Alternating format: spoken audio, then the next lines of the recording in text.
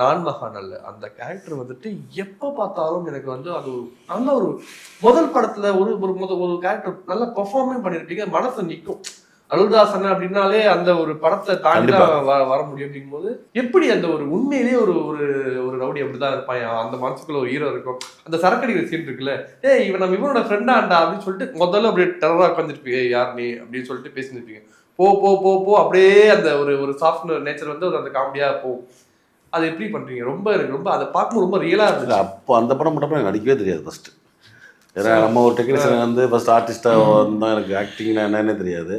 அதான் டைரக்டர். ஏன்னா ஒரு டைரக்டரோட எப்படி சொல்கிறது, ஒரு டைரக்டரோட வேலை அப்படின்றது அங்கேயும் தெரியும். ஒரு ஆர்டிஸ்ட்டுக்கிட்ட எப்படி வேலை வரும். இன்னொன்று நான் வந்து இப்போ பிராண்ட் நியூ பீஸ், நம்ம எதுவுமே தெரியாது.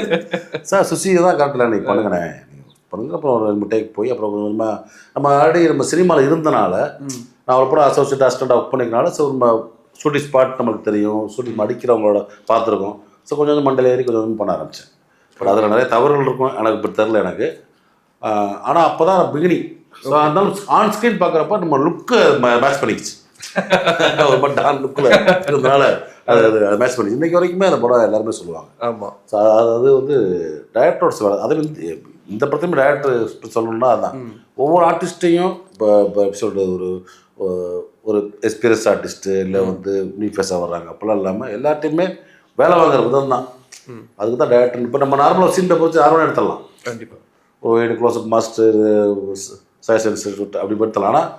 ஆனால் அந்த ஃப்ரேமுக்குள்ளே நடிக்கக்கூடிய ஆர்டிஸ்ட் நுட்பமாக வேலை வாங்கணும். அது பேக் ட்ராப்பில் நடிக்கக்கூடிய ஆட்கள் எப்படி போகிறாங்க, பேக்ரவுண்ட் ஆர்டிஸ்ட் எப்படி இப்போ இது பண்ணுறாங்க, ப்ராப்பர்ட்டிஸ் என்னவாக இருக்குது, லைட்டிங் என்ன மூடில் இருக்குது, இதெல்லாம் கண்காணித்து மேனேஜ் பண்ணி ஃப்ரேம்குள்ளே அந்த சீனை பர்ஃபெக்டாக படத்தை கொண்டாடுற வேலை தான் டைரக்டரோட வேலை. அது வந்து அந்த மாதிரி அமையிறப்ப தான் படங்கள்ல அந்த சீன் அப்படியே வேறு மாதிரி மூட மாதிரி இருக்கும்.